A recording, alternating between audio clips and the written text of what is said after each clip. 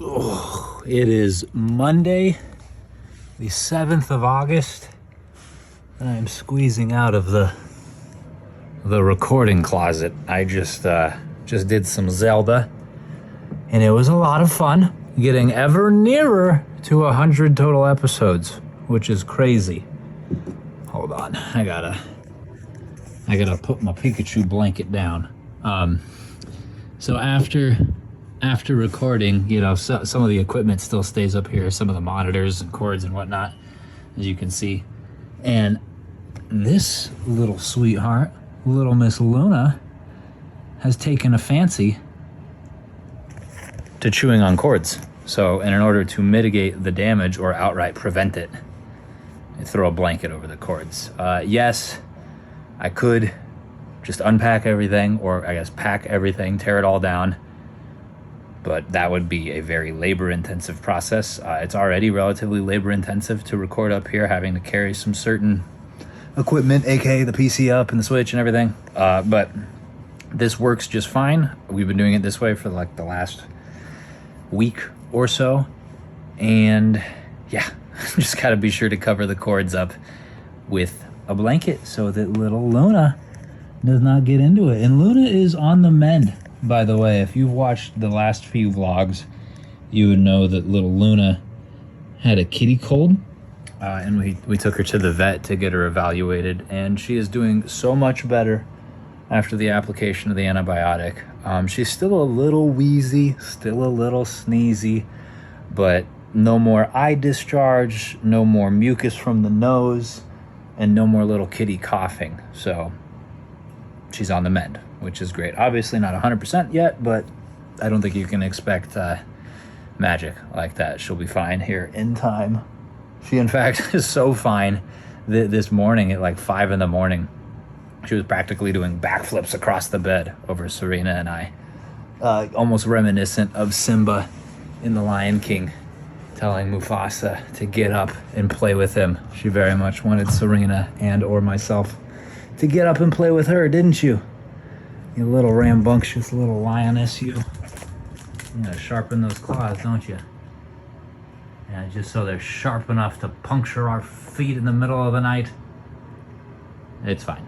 It's fine. It doesn't matter. She's a sweetheart. Oh, there was a little kitty sneeze. You doing okay? You got another one? No? No?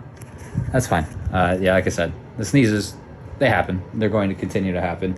Unfortunately, too, though, Aragorn has started sneezing. We did take care to isolate them. They remain isolated since we know that she can still be infectious for a few days after her symptoms subside, and obviously they haven't fully subsided, so yeah, there's still time for them to be isolated, but she is still infectious, or rather was still infectious prior to symptoms really taking effect. So I fear, and Serena does as well, that she may have given Aragorn the bug as well. So we're going to continue to keep an eye on him. Obviously, he is an adult cat. He has a full immune system, and the vet did say that adult cats, by and large, usually can fight off the kitty cold. It's usually once they start to have like the mucus discharge and stuff that you want to bring them in, because then it signifies a stronger infection. But if it's just sneezing and stuff like that, he should be fine. So fingers crossed and TBA on that. We'll keep a close eye on him, because the vet that we went to is really cool, and we will absolutely go back to them. What's even better is they're literally like right down the road, so super convenient, especially if anything like crazy happens and we need an emergency situation. So it's good to have, isn't it? She's taken to playing with herself, haven't you? You want me to grab that stick? Fine, here, I'll humor you, little lover. You see Death Note there too as well on the bed, the 4th volume of the omnibus. Serena and I have both finished that, so we are both on volume 5 of 6. It's wrapping up. We are 2/3 the way done. I'm going to let her read it first, just because that's how we've been doing things. And ordinarily she would have already been done with it, but she has been playing so much darn Tears of the Kingdom that while I've been reading, she's been gaming.